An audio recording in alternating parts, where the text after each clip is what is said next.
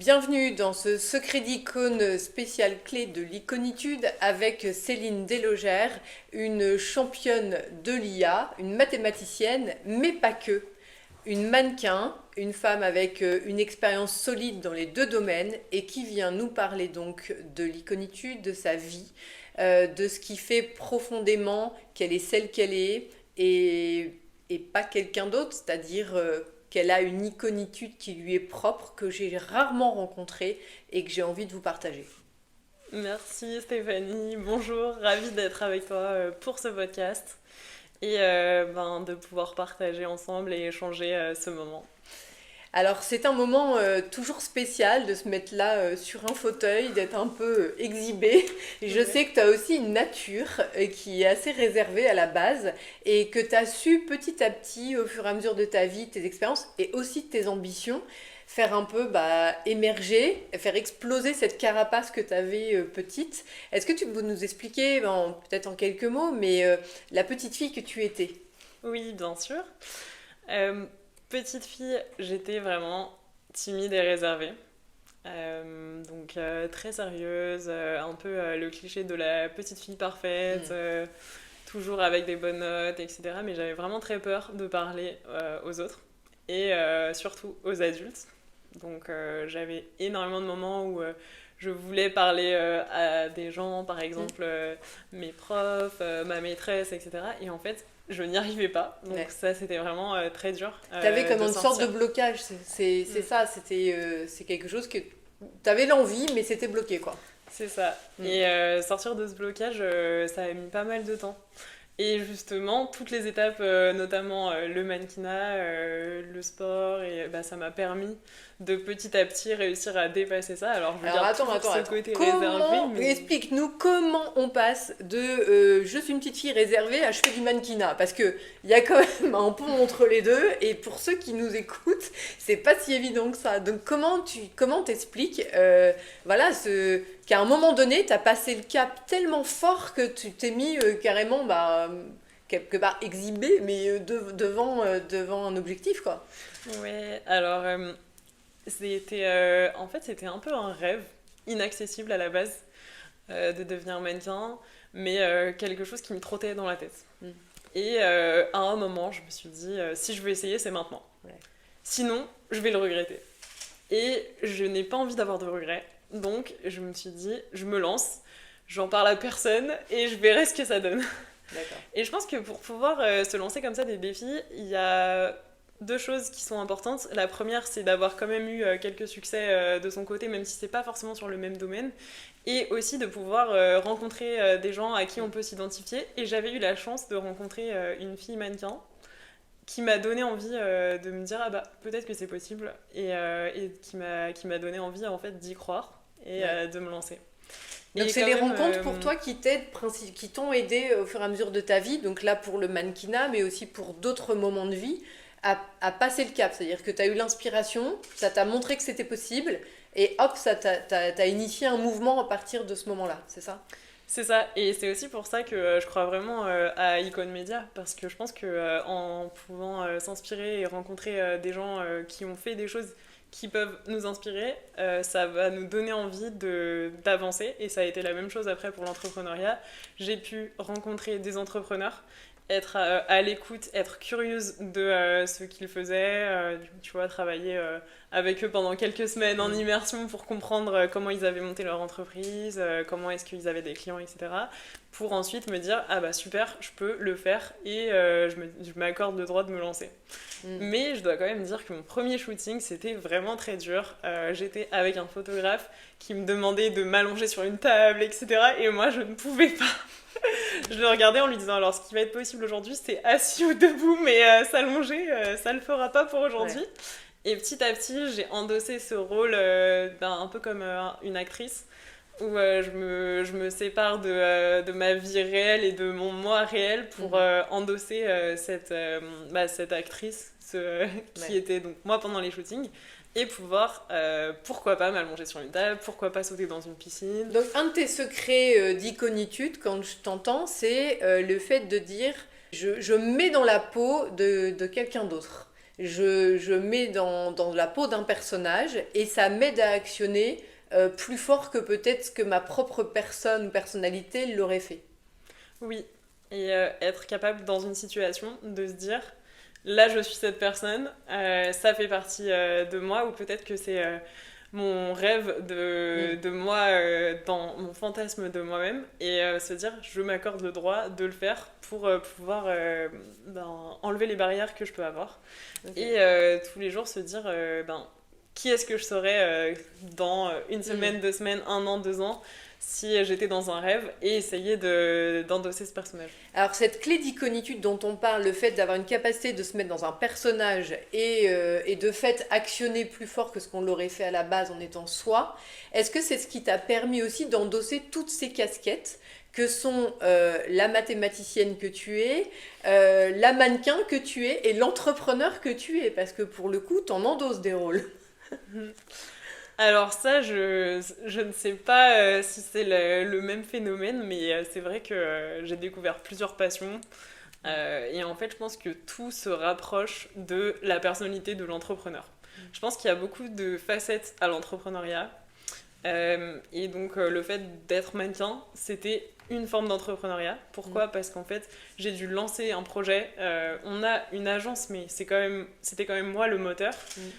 Quand je décide de monter ma boîte, c'est aussi moi parce que j'ai envie de changer les choses. Et en fait, c'est cette casquette d'entrepreneur que je vais réussir à tourner sur différents aspects de la vie. Et maintenant, je me suis aussi mise au triathlon. Et là, tu vois, c'est encore cette casquette d'entrepreneur qui veut se dépasser, qui veut découvrir des nouvelles choses, donc la curiosité, et avancer, se lancer des défis, des challenges. Mhm. Et donc, c'est pour ça que j'ai, je pense, de multiples casquettes. Et Ouais. ça revient en fait à cette mentalité de l'entrepreneur qui se fixe des challenges et just do it. Qui le fait? Alors, dans ce parcours iconique qui est le tien, il y a eu forcément ces grands moments de révélation où tu t'es fixé un objectif, tu l'as atteint, tu t'es dit pourquoi je ne m'autoriserai pas, parce qu'il y a le fait de s'autoriser aussi à devenir la personne qu'on veut devenir, Mm. puisque encore une fois, c'est un chemin, c'est un processus qui fait qu'on se dit voilà, je vais créer ma boîte, je vais disrupter un secteur ou je vais devenir une grande sportive ou voilà. Et c'est autre chose encore que de se dire je prends le risque, quoi. Mhm. Parce qu'on sait que l'entrepreneuriat, comme tu dis, c'est un parcours qui est quand même jonché de Oui. complexité, d'événements, comme la vie en fait. L'entrepreneuriat, c'est les rythmes de la vie. On est à plein poumon et à plein cœur et à plein rythme dans l'évolution d'un business. Il y a eu des bonnes périodes, il y en a eu des moins bonnes, des échecs. C'est quoi tes clés d'iconitude aussi? Version Céline qui chute, qui est face à des choses compliquées.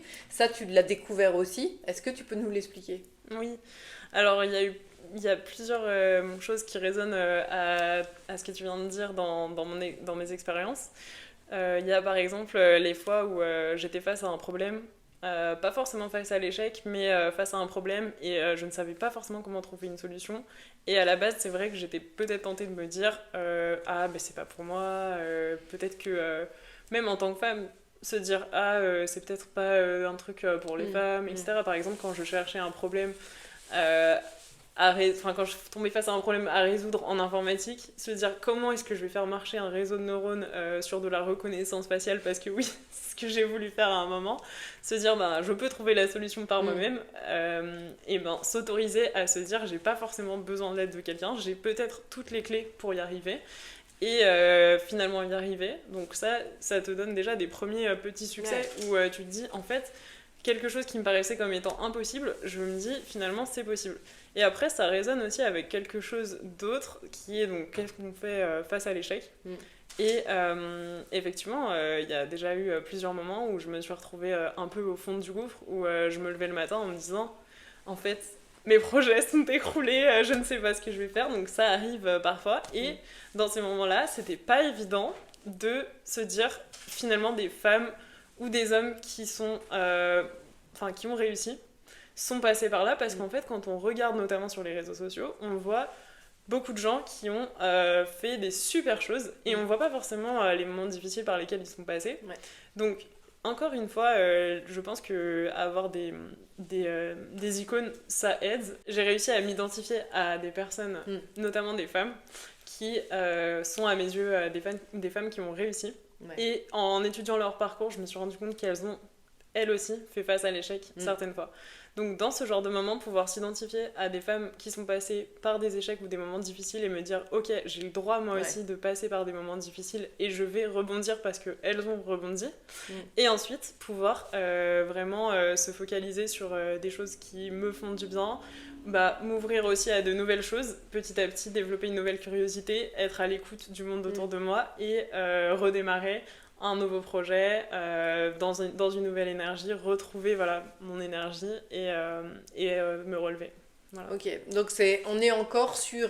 Il y a des personnes qui sont passées avant moi, il y a des icônes qui ont surmonté des belles choses, donc qui ont montré que c'était possible, et puis elles ont aussi vécu des moments difficiles, donc comment se relever face à l'échec. Et pour toi, c'est l'exemplarité qui t'aide à te dire, il y en a qui sont passés par là, moi aussi je vais y arriver. Et puis cette deuxième chose que tu exprimes, c'est face à la difficulté, ne pas se perdre, et essayer même de se réinventer. C'est-à-dire, voilà, s'autoriser à se dire, j'étais cette personne-là, et maintenant, je peux peut-être aussi me dire que je peux devenir quelqu'un d'autre, puisque quand un moment de vie se ferme, un autre s'ouvre. Enfin, la vie est mouvement, et l'univers a horreur du vide. Donc voilà, et si je t'écoute, c'est peut-être un petit peu ça qui ressort. Ouais.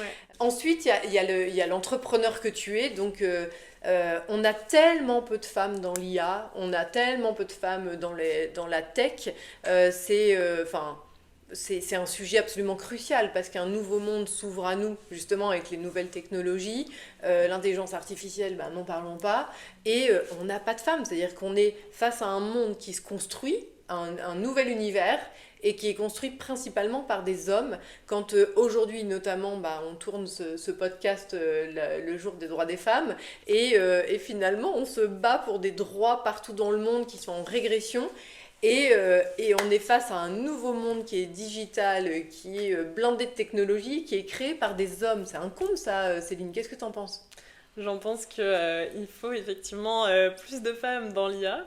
Je suis ravie d'en faire partie et aujourd'hui, je pense qu'il faut plus de vocation dès les études où on va se tourner vers la technologie, vers l'intelligence artificielle et ne pas avoir peur de ces mondes qui peuvent être effectivement masculins. À la fois dans l'entrepreneuriat, il y a quand même pas énormément de femmes et aussi dans le monde de l'IA et de la tech.